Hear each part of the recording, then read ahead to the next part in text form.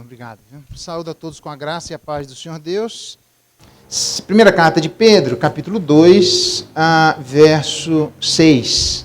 Eu falei semana passada sobre o verso 5, a última parte, sacrifícios espirituais agradáveis, oferecendo sacrifícios espirituais contínuos. Eu faço aqui uma breve revisão e tocamos para frente no verso 6, onde diz assim: por isso está na Escritura: eis que põe em Sião uma pedra angular, eleita, preciosa, e quem nela crê não será de maneira alguma envergonhado. Para vós outros, portanto, os que creem, essa pedra é a preciosidade. Entretanto, para os descrentes, a pedra que, olha a expressão, os construtores rejeitaram, essa veio a ser a principal pedra angular. Pedra de tropeço, rocha de ofensa. São estes os que tropeçam na palavra, sendo desobedientes para o que também foram postos. Vós, entretanto, sois raça eleita, sacerdócio real. Até aqui a leitura da palavra de Deus. Louvado seja Deus pela sua palavra. Tem algumas coisas que eu preciso explicar aqui, que vão até esse ponto, a primeira parte do verso 9. Hoje eu queria falar com vocês sobre as reações diante dos privilégios espirituais. Vamos orar mais uma vez? Pai bendito, obrigado pela tua palavra. Ajuda-nos a pensarmos nela e a sermos influenciados por ela, de tal maneira que o nosso coração, nessa noite, galgue um degrau mais em direção a ti, e a imagem de Cristo, que existe no coração dos teus filhos, se faça cada vez mais limpa e reluzente. Fala com as tuas ovelhas e alimenta-nos nessa noite. É a nossa oração em nome de Jesus. Amém. Muito bem, eu falei na semana passada sobre oferecendo sacrifícios espirituais contínuos, que basicamente está lá no finalzinho do verso 5. Entre os sacrifícios espirituais, já que a gente não oferece sacrifícios redentivos, lembra que existe limitação no que diz respeito às figuras de linguagem de Cristo em relação à sua igreja ou cada um de nós. Por exemplo, o marido deve amar a esposa como Cristo amou a igreja. Só que é óbvio que Cristo ama a igreja de maneira redentiva e a gente não consegue amar a esposa de maneira redentiva. Ninguém a gente consegue amar de maneira redentiva. Isso é exclusividade do Redentor. Então, embora haja aspectos de similaridade, onde nós devemos buscar para nós, aspectos de completa diferença, onde não chegam até nós. Não é por conta disso que o sacrifício espiritual, o sacrifício que Jesus Cristo fez de maneira redentiva, nós não podemos fazer, é verdade. Entretanto, não significa que não existam sacrifícios que eu e você podemos e precisamos fazer em relação a várias coisas, que são os sacrifícios espirituais contínuos. Foi sobre esse assunto que eu falei lá na semana passada. A gente não se sacrifica de maneira redentiva, mas a gente se sacrifica de muitas outras maneiras. Por exemplo, eu falei na semana passada, os nossos corpos como sacrifício vivo, baseado lá em Romanos, o nosso louvor e adoração, baseado em Hebreus, o nosso auxílio, pois com tais sacrifícios Deus se compraz, Deus se alegra, também baseado em Hebreus capítulo 13, e o nosso evangelismo. É bem interessante isso, a fim de que nós possamos oferecer, está lá em Romanos capítulo 15, onde Paulo entendia que à luz do ministério dele aos gentios, os gentios convertidos eram a oferta que Paulo oferecia a Deus, fruto dos seus sacrifícios espirituais. Então, novos convertidos fazem parte destes sacrifícios que a igreja pode, deve e que Deus se alegra quando a igreja faz isso. Então, nem sempre a gente entrega os nossos corpos como deveríamos, nem sempre nós entendemos a importância de louvarmos e adorarmos, faz parte isso da igreja desde o início. Jesus Cristo, quando ele fala, canta um hino, depois de falar, logo antes de ele ser entregue para a crucificação. O auxílio com os irmãos, pois Deus se alegra com este auxílio, nós precisamos aprender a abençoar aqueles que são menos favorecidos. Isso não é uma... Antes que a gente esqueça, isso não é uma tentativa de se parecer com o Leonardo Boff da Teologia da Libertação, onde é a luz disso que vem a teologia social. Não tem nada a ver com isso, até porque o próprio Jesus Cristo disse que os pobres nós sempre teríamos conosco. Então, a ideia também não é manter as pessoas na pobreza, a ideia é a gente não confundir a teologia apresentada por Jesus Cristo, onde ele entende que a igreja precisa aprender, enquanto não chegamos no céu, que a gente vive aqui na terra, tem conta de água e luz para pagar e a gente tem coisa que pode ajudar. E o evangelismo como uma oferenda aceitável. Teve uma última coisa que não deu tempo para falar, que foram as suas orações, né, baseado lá em Apocalipse, que é tão conhecido. As nossas orações são sacrifícios espirituais a Deus. E a gente precisa prestar atenção nisso, porque à medida que nós... lembra, mesmo no Antigo Testamento, mesmo uma pessoa mais pobre, ninguém, preste bem atenção, ninguém tinha o direito de chegar diante de Deus de mãos vazias. Ninguém. Melhor dizendo, todo mundo... não, está certo, a frase está correta, né? Ninguém poderia chegar, ou alguém poderia chegar diante de Deus com mãos vazias. Negativo. Mais pobre que as pessoas fossem, elas deveriam chegar lá trazendo algum tipo de sacrifício, ainda que com oferta de manjar, com um bolo, com uma pomba, com alguma coisa alguém tinha que apresentar.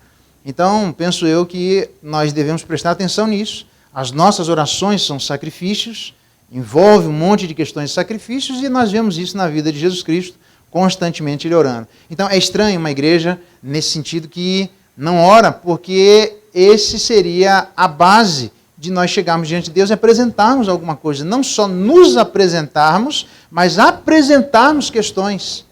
É bem interessante porque a gente normalmente diz assim, fulano, ora por nós. Não, obrigado pelas suas orações. Estamos orando nada, nem lembramos de orar, nem falamos nada. Fica só aquele negócio de vamos orar, não vamos orar, e ninguém ora coisa nenhuma.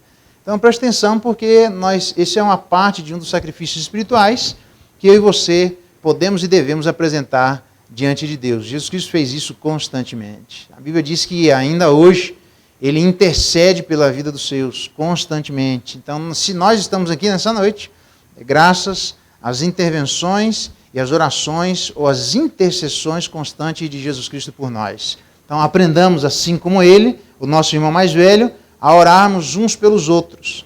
Não só orarmos uns com os outros, mas de fato orarmos uns pelos outros. Dizendo, Deus, mais uma vez aqui, eu queria trazer o meu sacrifício espiritual. Por quê? Porque a Bíblia diz lá, na oração do Pai Nosso não é Pai meu. Satisfaz as nossas necessidades, não são a minha. Obrigado porque o Senhor tem satisfeito as minhas necessidades, mas também tem a dos meus irmãos. E aí a gente começa a colocar as circunstâncias existentes na vida de nossos irmãos e não aquela ideia de farinha pouca, meu pirão primeiro. Ok?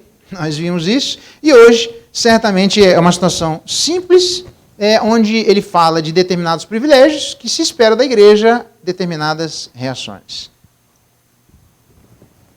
O primeiro privilégio que ele coloca é a segurança em Cristo, está lá no verso 6, quando ele fala que ela é uma pedra angular, é colocada em Sião, eleita e preciosa. E ele diz, quem nela crer não será de maneira alguma envergonhado. Na verdade, isso aqui já é uma menção que ele está fazendo lá no Antigo Testamento sobre essa ideia de colocar em Sião. Portanto, assim diz o Senhor, diz o Antigo Testamento, eis que eu assentei em Sião uma pedra já provada, preciosa, angular, solidamente assentada, e aquele que crer não foge. Já é uma promessa do Antigo Testamento, onde todos nós sabemos de que reis colocaram suas confianças em outros reis e se decepcionaram. Pessoas colocaram seu coração em outras pessoas e se decepcionaram. Pelas nossas fragilidades, essa é a diferença de não sermos onipotentes, que é a capacidade de levar adiante aquilo que nós almejamos. Tiago vai dizer, nós somos arrogantes se assim o fizermos. Pois nós não podemos dizer, amanhã nós vamos negociar, vou viajar, vou para ali, volto para cá, porque nós não temos esse poder. Se Deus quiser, nós faremos. Pois é, mas Deus tem esse poder. Se Deus quiser, ele diz assim, se eu quiser, eu faço. Ele não tem mais para quem, bem ele vai falar. Ele fala com ele mesmo, né? Se eu quiser, eu vou e faço. Então ele disse lá no Antigo Testamento, eu vou mandar alguém para esmagar a cabeça da serpente. Não interessa, pode chover canivete, alguém veio e esmagou a cabeça da serpente. Não tem nada que dependa, não tem nada que interfira, não tem a má vontade da vida da igreja, não tem aquilo que João disse, que Jesus veio para o que é seus e os seus não receberam. Alguns entendem que os seus é o próprio povo de Israel. Outros entendem que os seus é os próprios familiares de Jesus Cristo. Nada, absolutamente nada. Jesus é a pedra angular que ainda, e a despeito de toda a resistência que existiu, e foi essa uma das razões para as parábolas dos 4 solos, porque existia uma expectativa de que quando o Messias viesse, ele simplesmente arrastaria multidões com ele. Entretanto, não é isso que estava acontecendo.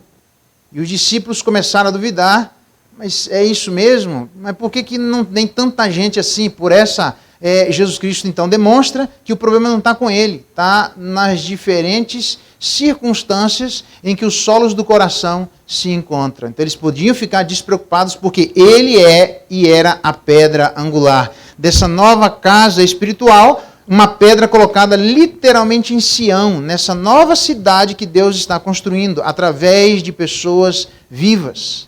Então Sião aqui corresponde literalmente na nova aliança àquilo que o Sinai correspondia à antiga aliança. Onde lá no Sinai ele deu as tábuas da lei, onde ele escreve com o dedo de Deus. Tá, Deus não tem dedo, né, porque ele é espírito, mas beleza, é uma antropomorfismo para mostrar que ele escreveu de alguma maneira, e a única coisa que eu sei é que o jeito de escrever é com a mão. Então Deus escreve com o dedo dele, mas agora ele escreve nos umbrais e nas portas do nosso coração a sua lei. Então Sião, é para nós o que o Sinai foi para as pessoas lá atrás. Por incrível que pareça, para a gente ter uma noção da habilidade que existia dessas pessoas de pegarem esta pedra angular e todas as outras pedras que adviriam desta pedra, ele diz assim, edificava-se a respeito do templo de Salomão. Edificava-se a casa com pedras já preparadas nas pedreiras, de maneira que nem martelo, nem machado, nem instrumento algum de ferro se ouviu na casa quando a edificava. Já parou para pensar? Não é igual na casa nossa quando a gente faz uma reforma, que viram a bagunça danada, viram uma barulheira danada e tem misericórdia daqueles que fazem reforma e moram na mesma casa onde estão reformando, porque o barulho é insuportável e aquilo traz um desconforto enorme. Houve, neste sentido, no Templo de Salomão, um absoluto silêncio. Sem ruído. Sem coisas que atrapalhavam ouvir uns aos outros. Por quê? Porque tudo aquilo que as pessoas tinham que fazer, elas faziam anteriormente na construção. De maneira que a habilidade das pessoas era tamanha lá que as pedras já iam literalmente prontas para serem colocadas em determinados lugares. E Jesus, então, é essa pedra. Por isso que não havia martelo, não havia machado, não havia instrumento algum. E assim edificava-se com pedras preparadas de antemão. De maneira que no Novo Testamento, essa nova casa que Deus está construindo, à luz dessa grande pedra e as outras pedras que vivem, como ele já disse lá no verso 5, ele também já preparou isso de antemão. Por isso o Novo Testamento diz que o trabalho do Espírito de Deus é um trabalho silencioso.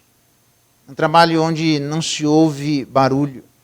É por isso que ele fala que o reino dos céus é semelhante a uma mulher que pegou um pouco de fermento e colocou no restante do pão até ficar tudo levedado. Porque não há barulho na ação de Deus. Do mesmo jeito que o templo de Salomão foi construído silenciosamente, o templo, ou o novo templo de Sião, também tem sido construído de maneira silenciosa. Nem pela força, nem pela violência, mas pelo meu espírito. É belíssima essa imagem, onde ele fala dessa parábola, porque nós sabemos que uma das características que existem na fermentação do pão é o silêncio.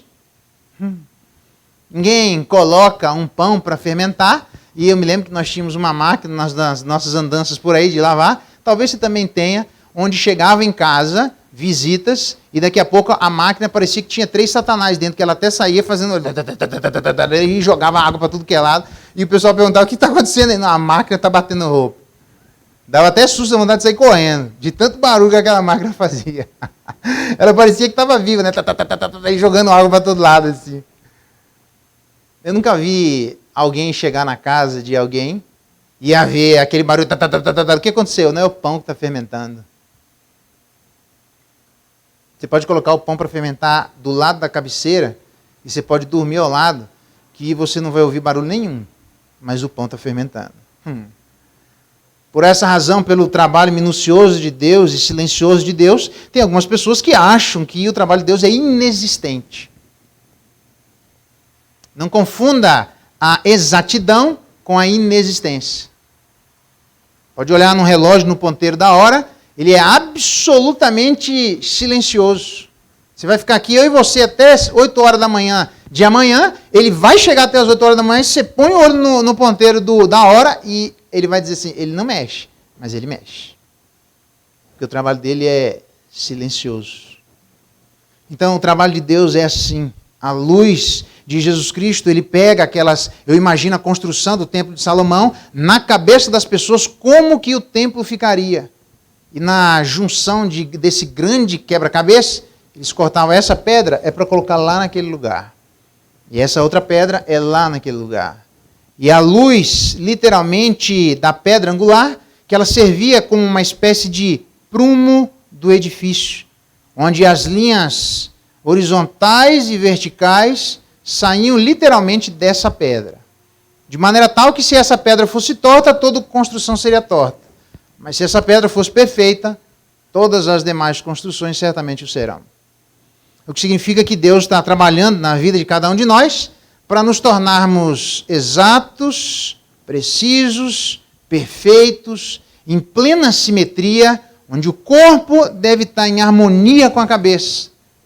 Eu sei que às vezes cada um de nós age de maneira que parece que o corpo não mais dá ordens adequadas, a cabeça a ordens adequadas ao corpo. E o corpo às vezes tem ações estranhas. Mas nós devemos entender que a cada dia, do mesmo jeito que com a mesma exatidão e precisão Deus colocou aquela pedra, todas as outras pedras estão sendo traçadas, talhadas e trabalhadas de maneira absolutamente silenciosa para se parecerem com uma simetria exata com essa pedra angular. Por isso ele diz, quem crer nessa pedra perfeita e exata não será jamais envergonhados. Esse é o privilégio. Qual é a ação? A ação é aquilo que desde o Antigo Testamento ele diz, não temas, porque não serás envergonhado, não te envergonhes, porque não sofrerás humilhação, pois te esquecerás da vergonha da tua mocidade e não mais te lembrarás do opróbrio da tua viuvez. Pelo contrário, o teu Criador é o teu marido, o Senhor dos Exércitos é o nome dele, o Santo de Israel é o teu Redentor, e ele é chamado o Deus de toda a terra. Então, esse é o privilégio que nós temos, nos parecermos tão exatamente quanto é exata a pedra angular. Mas a reação deveria ser na mesma medida a este privilégio. Uma reação de tranquilidade, uma reação de paz, uma reação de absoluta confiança pública. E Pedro sabia como era importante explicar isso para a igreja. Porque Pedro entendeu que em épocas de perseguição, muito menor que fosse a perseguição na época de Pedro, as pessoas perguntaram, você estava com ele? Ele disse, não. Tem certeza? Nunca vi mais gordo. E na época da perseguição, foi-se a confiança de Pedro. Porque na época em que as circunstâncias apertam em relação ao povo de Deus, literalmente o que pode acontecer é se esvair a nossa confiança e em vez de confiarmos no nosso Redentor, começarmos a ouvir outras vozes, começarmos a inclinar o coração e ouvido para outro lugar e depositarmos a nossa confiança em alguma coisa que não seja exclusivamente na pedra angular. Irmão, esse é o desafio, nós temos esse privilégio. Que saibamos olhar aquilo que Pedro entendeu, que a despeito do privilégio que ele tinha de ser o líder do colegiado apostólico, a reação dele em determinado momento não bateu. A reação dele foi completamente diferente, a ponto de Jesus, quando voltou, disse, olha, diga aos meus irmãos que eu quero falar com ele, mas eu quero conversar com Pedro. Eu fico imaginando Pedro chegar lá e dizer, meu Deus do céu, lá vem Jesus Cristo. Ele disse, você tem certeza que você me ama? Absoluta, tem certeza? Senhor, vamos para a briga. Olha bem, Pedro. Ele disse, Senhor, eu me lembro da profecia lá do Antigo Testamento do Vale de Ossos Secos, onde ele diz, profeta, posso fazer viver esses ossos? Ele diz, Senhor, sei não, velho, está bem morto esse negócio aí, eu não sei se tu sabes, porque às vezes nós somos assim. Temos um excelente privilégio, mas nem sempre temos com a mesma excelência a mesma reação. Então, se nós temos o privilégio de sermos absolutamente seguros em Jesus Cristo, o que se espera da igreja é tranquilidade. Não é uma tranquilidade para negar as circunstâncias difíceis a que nós passamos na vida, mas é a tranquilidade na certeza de que, a despeito dessas circunstâncias difíceis, jamais seremos envergonhados. Quem nele crer e depositar a sua confiança pode ter certeza de que ele não é homem para que se arrependa, ele é bem diferente dos seres humanos, que falam no fio do bigode, mas registram em cartório, filmam a vida do camarada, mas ele não sustenta a sua palavra. Como diz lá em Provérbios capítulo 6, está enredado pelas palavras que falaste. Deus está enredado pelas suas próprias palavras, mas tudo aquilo que ele fala, ele cumpre, diz o texto do Antigo Testamento, palavra do Senhor.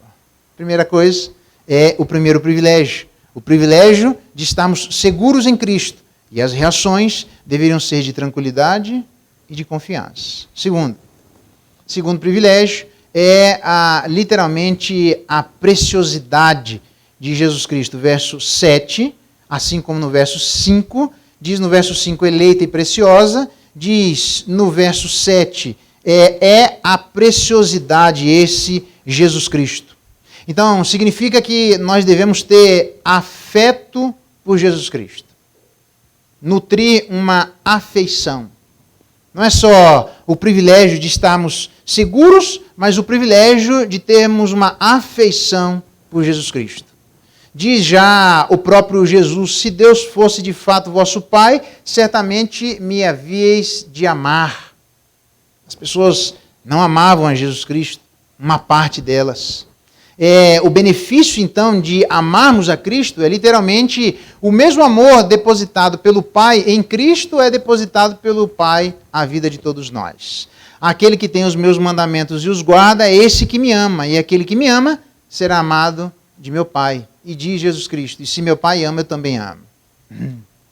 Então a gente quase não ouve falar do amor do Pai por nós. A gente ouve falar do amor de Cristo por nós. Deus amou tanto o mundo que ele manda a vida de seu Filho Jesus Cristo, como se o amor de Jesus Cristo fosse separado do amor do Pai. Então, se nós cremos em Jesus Cristo, é a mesma coisa crer e amar, porque o próprio Pai vos ama, visto que me tens amado. Crer e amor são dois lados da mesma moeda. Eles são absolutamente inseparáveis. Diz o próprio Paulo, se alguém ama a Deus, este é conhecido por Deus. Deus conhece quem são seus. Deus conhece quem crê em Jesus Cristo. Deus conhece quem deposita sua confiança em Cristo, como ele também conhece aqueles que assim não fazem. Porque diz lá, citando o Salmo 118, quando ele fala no Salmo 118, a pedra que os construtores rejeitaram veio a ser a principal pedra angular. E ele diz isso a respeito da incredulidade. Verso 6, eleita e preciosa, isso é a pedra para nós, para vós outros, portanto, os que creem, é a preciosidade, mas ele diz no verso 7, mas para os descrentes, que sinônimo de descrença é colocado como os construtores. Significa dizer que todos nós estamos construindo alguma coisa. Todos nós estamos trabalhando para edificar algo. Por isso a imagem da parábola da edificação é como se nós pudéssemos edificar um castelo. Aqueles que creem edificam um e aqueles que não creem também edificam um. Porque está todo mundo edificando, está todo mundo fazendo planos. Está todo mundo comprando materiais. Está todo mundo... A ideia de... Os construtores rejeitaram. A ideia de rejeição aqui é literalmente depois de minuciosa observação, depois de minuciosa apreciação, já que os construtores precisavam pegar e colocar uma pedra onde a todas as outras pedras adviriam daquela grande pedra, então os construtores estão observando com minúcias para saber se eles vão admitir aquela pedra na construção deles. Porque uma vez admitida, toda a construção muda. O problema é que eles examinaram Jesus Cristo e eles reprovaram Jesus Cristo. O único que foi capaz de dizer na história, quem de vocês me convence de algum pecado? E a resposta é ninguém. O último que é dito na história, de que a história é dividida em antes e depois dele. As pessoas observam a vida de Jesus Cristo, estes construtores, e rejeitam, como diz Paulo aos Romanos no capítulo 10, que eles, rejeitando a justiça que vem de Deus, procuraram estabelecer a sua própria justiça. É literalmente isso que acontece. Para os descrentes, eles não querem essa pedra. Para os descrentes, a ação é de rejeição. Para os descrentes, eles querem se afastar dessa pedra. Por quê? Porque eles não nutrem afeto por elas. Essa pedra não tem afeição como tem para nós. Para nós, algo precioso. Para eles, algo sem valor. E, portanto, a vida deles é construída, os sonhos deles construídos, o futuro deles construídos, o presente dele vivido, de acordo com essa rejeição a essa pedra principal. Para nós é bem diferente. Nós sabemos que a eleição de Deus ela é neste caso aqui, graciosa, santificadora, eterna, traz alegria ao nosso coração, onde nós precisamos aprender a perceber que, independentemente de vermos a Jesus Cristo, nós podemos amar a Jesus Cristo. Ele diz lá no Antigo Testamento, no Novo Testamento, a própria carta de Pedro, onde ele diz no capítulo 1, verso 8, a quem não havendo visto, amais, no qual, não vendo agora, mas crendo, se alegram com alegria indizível e cheia de glória. Então, o que acontece é literalmente todos nós termos aqueles que creem em Jesus Cristo, nós não tropeçamos na palavra sendo desobedientes, mas nós andamos de acordo com a palavra sendo obedientes. Não vendo Jesus Cristo, mas amamos. Pedro viu Jesus Cristo e não amou, porque em determinado momento ele desobedeceu. Então, a alegria de que Pedro fala, que aquelas pessoas não viram Jesus Cristo, mas são preenchidos com uma alegria indizível e cheia de glória, é uma alegria que não tem nada a ver com saúde, porque havia pessoas doentes. Uma alegria, então, aquelas pessoas que acham que a saúde pode tirar a nossa alegria, lê do engano. Ela pode trazer algum tipo de tristeza, mas jamais ela vai poder ser substituída pela alegria que nós temos exclusivamente de amar o nosso Redentor, a despeito de estarmos com saúde ou sem saúde. Não é uma alegria de emprego, porque tinha gente desempregada, eram os pobres. Nós lembramos que o Evangelho chegou primeiro, até o primeiro século, antes do primeiro século, a classe mais pobre. Não interessa as razões, chegou primeiro nessas pessoas. E um monte de gente, como diz, continuou vivendo na pobreza. Então, aquela alegria de um bom trabalho, alegria que, de certo, traz para cada um de nós o sustento, o dinheiro. Essas coisas são boas. Mas a despeito de, em algum momento, nós sermos afligidos e não termos um bom emprego, um dinheiro, um trabalho, isso jamais poderá tirar a verdadeira alegria que só Jesus Cristo pode dar à vida dos seus. Não é uma alegria de saúde, não é uma alegria de emprego, muito menos uma alegria de ambientes de jogos, como um jogo de futebol, um jogo da NBA, um jogo de tênis ou qualquer coisa do gênero. Porque essas coisas trazem aquela satisfação, aquele prazer quando nós torcemos por um time. Faz igual eu, que sou São Paulino, flamenguista e corintiano. Meu coração é grande. Tem gente que fala assim, eu sou só flamenguista, mas só cabe um, tem que caber mais, irmão. Está muito pequeno esse coração aí. E a gente fica bravo quando o nosso time perde, e aquilo traz um determinado desconforto, e ficamos absolutamente alegres. Isso nem era porque os jogos nem tinham começado aqui, irmãos. Os jogos aqui eram de vida e morte. Então, se alguém estava do lado de fora se alegrando por alguém que estava jogando, que ele estava torcendo, certamente as pessoas que estavam jogando não estavam tão alegres assim, porque alguém ia morrer na história. Então, não tem nada a ver com alegria, onde estas coisas proporcionam determinada satisfação. Mas quando elas nos faltam, elas não podem tirar a eterna satisfação que só Jesus Cristo pode dar à vida dos seus. E com certeza não é uma alegria para ser explicada, mas é uma alegria para ser experimentada. Uma alegria indizível, sem palavras e cheia de glória. O que significa que nós temos segurança em Cristo e aí a reação deveria ser uma reação de tranquilidade. E eu pergunto, como é que anda o nosso coração em relação à tranquilidade, a despeito dos ambientes inseguros em que vivemos?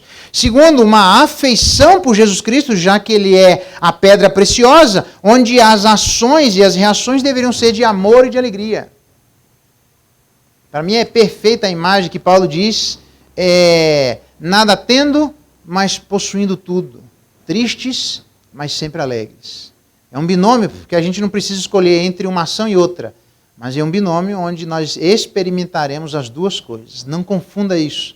Para que o dia em que a falta de alegria, porque o nosso time não ganhou, porque o emprego se foi, porque a saúde está cambaleando e uma hora vai ter que cambalear, porque não existe dinheiro para participar daquilo que as coisas que o dinheiro pode dar poderiam fazer parte da nossa vida. Quando nada disso existir, precisa existir uma alegria cheia de glória e sem palavras. Se não existir, talvez nós não tenhamos reagido da mesma forma com que os privilégios que nós temos.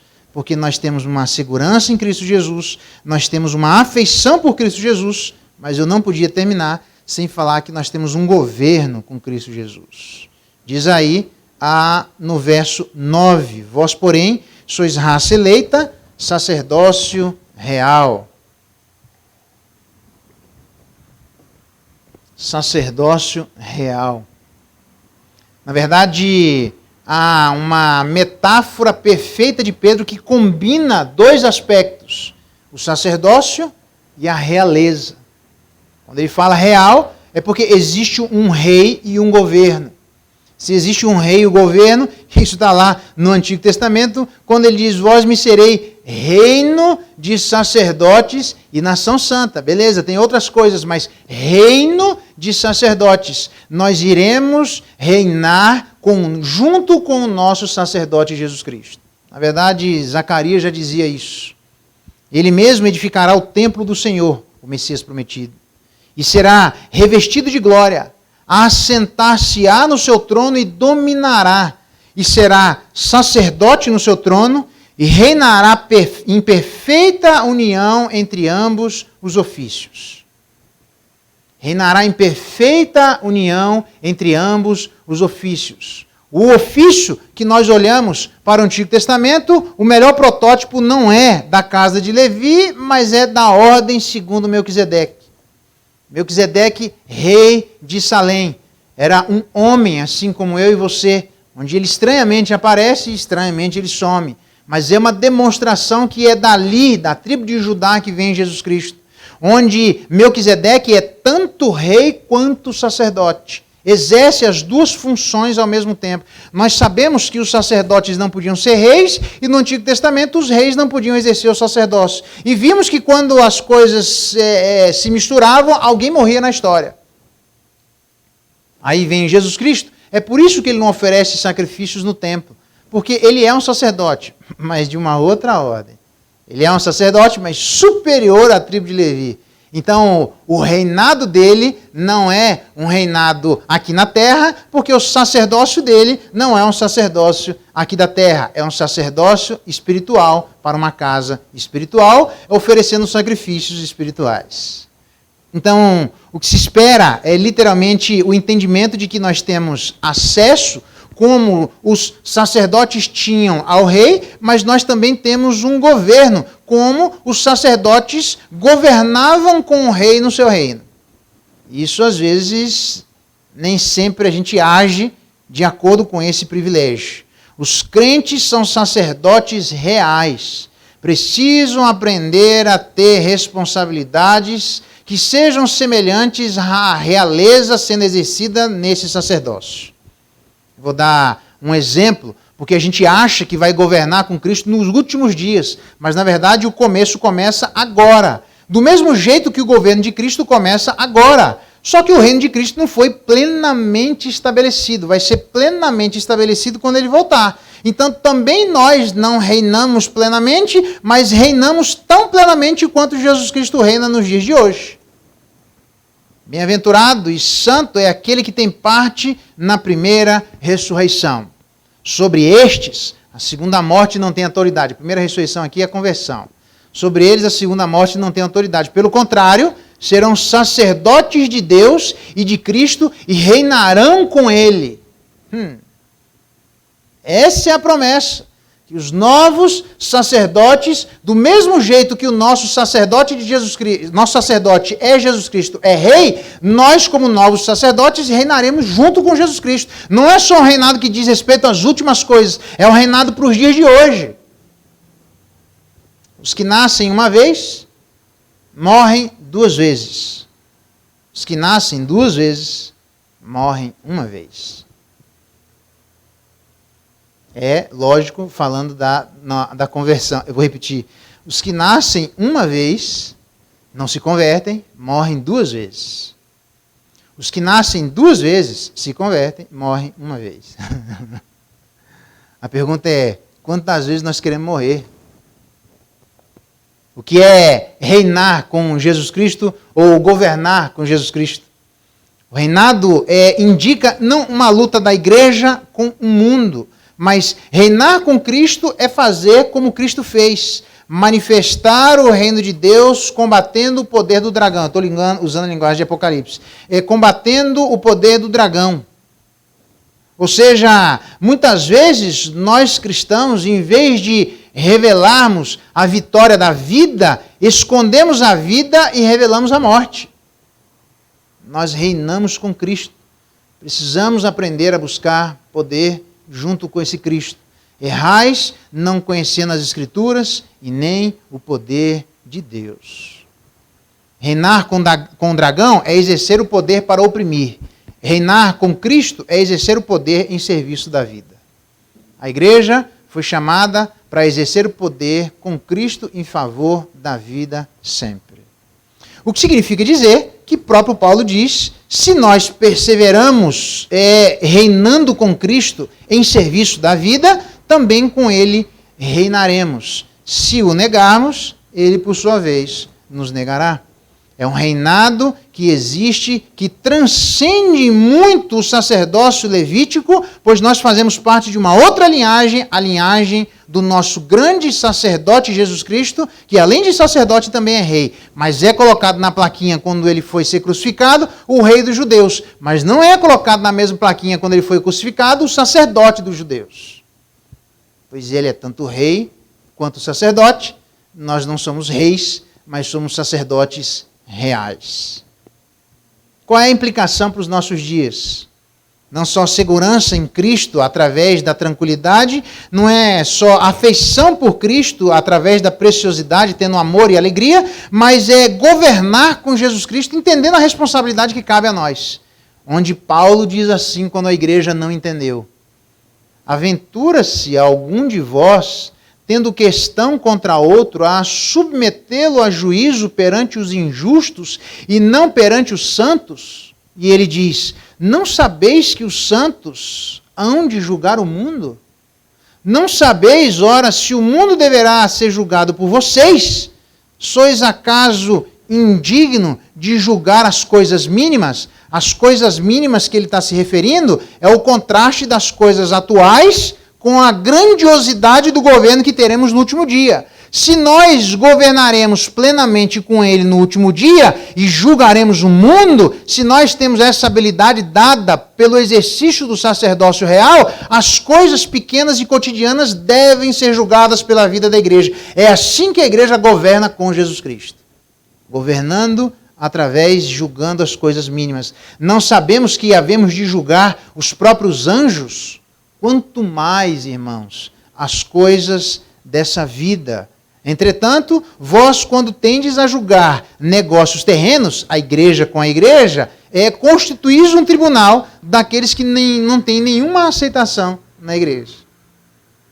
Então é muito estranho quando existem divergências entre irmãos, que esses irmãos se levem na justiça para aquelas pessoas que não necessariamente consideram Jesus Cristo como a pedra angular, que não necessariamente têm Jesus Cristo como a preciosidade, que são pessoas que estão construindo porque são verdadeiros construtores, mas construídos baseado na sua rejeição e não na sua aceitação, baseado na sua falta de amor e não pelo seu amor, baseado na sua incredulidade e não na sua credulidade em relação a Jesus Cristo. Avaliaram com minúcias e disseram: não quero, eu vou estabelecer a minha própria justiça. Mas nós que somos crentes, precisamos aprender que o que Deus trouxe de privilégio à vida da igreja foi um sacerdócio real. Um sacerdote que, ao mesmo tempo como o nosso grande sacerdote é rei, nós também somos sacerdotes e temos um governo juntamente com ele. Um governo que vai se estabelecer plenamente no último dia, mas um governo que precisa se manifestar nas coisas onde Paulo coloca em relação às coisas dos últimos dias. Elas são mínimas, menores, pequenas, porque elas não se comparam, já que nós julgaremos o mundo e os anjos com a habilidade de discernimento espiritual que Deus deu à vida da igreja para julgar as questões da própria igreja. Então a minha pergunta não é como anda o seu sacerdócio. A minha pergunta é como é que anda o nosso sacerdócio real. Toda vez que tem... Aqui não tem, graças a Deus. Mas se tiver no meio do caminho, algum dia, em algum momento, onde alguns dos irmãos façam alguma coisa, eu sei que isso parece estranho, mas algum dos irmãos faça alguma coisa que leve a gente a perder algo. Toda vez que eu me lembro disso, eu me lembro que, em relação aos irmãos, para que o evangelho não seja desacreditado, é necessário até que o escândalo venha, mas ai daquele por intermédio de onde o escândalo vier. Se algum irmão faz alguma coisa e a gente perde em relação ao irmão, mas poderíamos ganhar se levássemos na justiça, nós precisamos aprender a perder. Porque quem perde, ganha. Eu me lembro muito bem, iniciando a minha vida cristã, aluguei uma casa em frente à igreja, na época do sol, ou na época da falta de chuva, e a casa na frente da igreja. É uma maravilha, que direto a gente estava na igreja.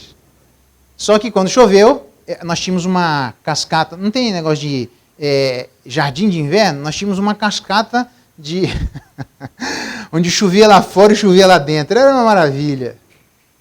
E eu, na minha imaturidade, fui lá e cobrei da imobiliária. E a imobiliária disse: fala com o dono. E o dono não era crente e ia na igreja.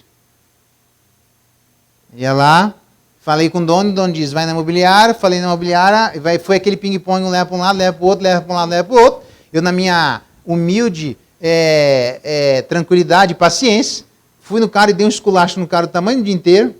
E disse: vem cá, você está me achando um cara de quê? E falei um monte de asneira pro cara. E voltei, fiquei brabo com aquele negócio. Arrumaram a casa. E o pastor veio e Geraldo, posso falar com você? Eu falei: pode.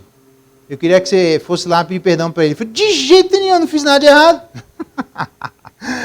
Eu disse: não, eu sei que você está certo e ele está errado. Mas para que o evangelho não sirva de escândalo para essas pessoas, para que você não seja uma pedra de tropeço, e sim o próprio Jesus Cristo, a pedra angular, ele aguenta, nós não.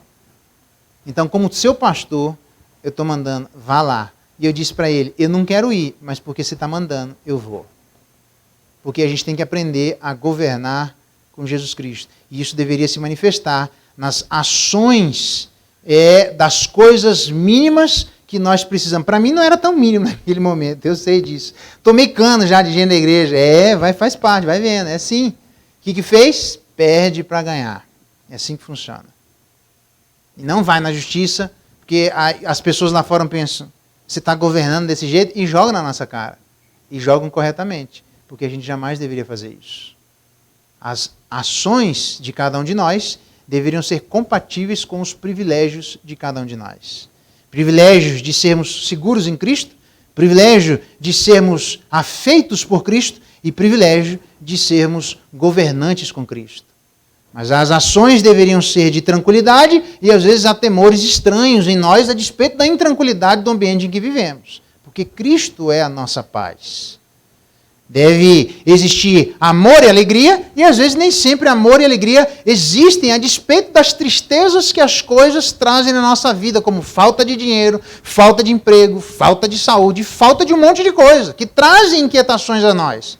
Mas jamais deveriam tirar a verdadeira alegria, a alegria indizível e cheia de glória, que nenhuma dessas coisas pode substituir. Somos governantes com Cristo, deveríamos governar com responsabilidade. E aí meu desafio é que todos nós possamos sempre olhar para esse texto e observar a pedra que eles rejeitaram vinha a ser a principal pedra. E diferentemente de tropeçarmos nessa pedra, nós, diz o verso 9, porém, somos sacerdócio real. Eu já falei bastante como é que anda o nosso sacerdócio a respeito dos sacrifícios espirituais contínuos. Mas hoje eu queria terminar perguntando como é que anda o exercício do nosso sacerdócio real. Porque a gente vai governar com Cristo no último dia, mas o governo de Cristo não começa no último dia. Ele será plenamente estabelecido no último dia, mas ele começa agora. O que significa dizer que a nossa realeza não começa no último dia. Ela tão plena quanto não plena é a realeza de Jesus Cristo agora, nós também vamos governar atualmente de acordo com o nosso sacerdócio real. Eu queria que você olhasse para dentro de si e percebesse se existe uma ação que seja compatível com a dignidade da realeza que existe no nosso sacerdócio. Como Paulo diz, que nós devemos agir de acordo com a dignidade da vocação a que nós somos chamados. Se é um sacerdócio real, precisamos aprender a exercermos o nosso sacerdócio com sacrifícios espirituais contínuos, mas aprender a exercer um sacerdócio digno de uma realeza, onde Jesus Cristo não tinha dinheiro nenhum, mas as pessoas iam atrás dele para ouvir o que ele tinha para falar. E a grande pergunta é, se a despeito da falta de condições financeiras e sociais que tenhamos, se as pessoas vêm até nós para ouvir aquilo que os sacerdotes reais têm para oferecer. Vamos orar, pedir que Deus nos agracie e nos ajude a sermos essas pessoas tranquilas, amorosas, alegres e responsáveis diante da segurança, da afeição e do governo com Cristo. Vamos ficar de pé, vamos orar. Não sei como é que anda a sua vida, mas eu queria que você se colocasse nessa noite diante de Deus, você que está ouvindo também, aí pelas mídias sociais, pensando justamente sobre esse sacerdócio, mas esse sacerdócio real. Vamos orar, pedir que Deus nos agracie no exercício destas coisas e numa ação que seja compatível com essa dignidade que temos em Cristo Jesus. Pai, em nome de Jesus, nós queremos agradecer pela tranquilidade que nós temos em Cristo Jesus. Estamos seguros nele. Ele é a pedra que traz a exatidão à nossa vida. Ele é a pedra onde todas as linhas verticais e horizontais serão exatamente cortadas, silenciosamente. Não havia barulho no Templo de Salomão. Nós somos o novo Templo de Salomão. Não precisamos olhar para o Templo de Salomão, olhamos para essa nova construção de pedras vivas. Se existe alguém nessa noite intranquilo, dê tranquilidade. Se existe alguém nessa noite inseguro, dê segurança. Porque este é o privilégio. E esta é a ação que deveria existir diante desse privilégio. Pai bendito, em nome de Jesus, olha também para nós e obrigado porque o Senhor nos ama. Se existe alguém que está construindo a sua vida rejeitando a Jesus Cristo, rejeitar a Jesus Cristo é sinônimo de desamor. É sinônimo de falta de amor. Obrigado, Deus, porque à luz do amor que Cristo exerceu primeiro por nós, nós conseguimos amar o Senhor de volta. Louvado e bendito seja o teu nome. Isso traz alegria, satisfação, a despeito de dissabores que vivamos na nossa vida. Se existe alguém aqui nessa noite passando circunstâncias difíceis, que a verdadeira alegria, indizível, cheia de glória, possa invadir os corações de todos nós. A despeito da variação da vida, mas da absoluta estabilidade que temos no Senhor. E ajuda-nos, ó Pai, se não temos sido bons sacerdotes no nosso governo. Jesus Cristo é um sacerdote, mas também é rei. É quem está governando, não de maneira plena, onde isso vai se manifestar no último dia, mas o governo dele já começou. Louvado e bendito seja o nome dele. Com ele, nós governaremos durante 1000 anos. Mas certamente, se há de governar a tua igreja e julgar os anjos e o mundo, ajuda-nos, ó Deus, nas nossas coisas que, em relação a isso, são pequenas. São menores. São pequenas e menores porque são transitórias. Ajuda-nos a sermos bons sacerdotes no exercício do governo sacerdotal, onde Zacarias diz que havia uma plena harmonia entre os dois ofícios, que haja harmonia em cada um de nós nesse sentido, do mesmo jeito que há em Jesus. Se alguém aqui da igreja, ó Deus, está magoado com algum irmão e tem alguma dificuldade em relação a ele, que em nome de Jesus, em Cristo Jesus, possamos vencer tudo isso, porque somos sacerdotes reais. Precisamos agir com a nobreza que a nossa posição exige. Precisamos ser sábeis de acordo com a nobreza que a nossa posição exige. E a despeito de não termos tantos elementos materiais para distribuirmos aos necessitados, nós temos, como o próprio Pedro diz, eu não tenho nada, mas o que eu tenho te dou. E as pessoas começaram a ir atrás dos apóstolos. Ajuda com que elas possam ir atrás da tua igreja, porque elas possam ver o exercício real do sacerdócio na igreja, no meio da igreja. Uma igreja que é sábia ao agir. Uma igreja que é ponderada em suas palavras. Uma igreja que demonstra uma realeza sendo exercida no meio dela. Há uma grandiosidade no último dia que certamente precisa se manifestar nas coisas menores nos dias de hoje. Ó Deus, se nós temos dificuldade de julgar as coisas menores, dá-nos da tua graça, porque na multidão de conselheiros existe sabedoria. Ajuda-nos a inclinarmos os nossos ouvidos.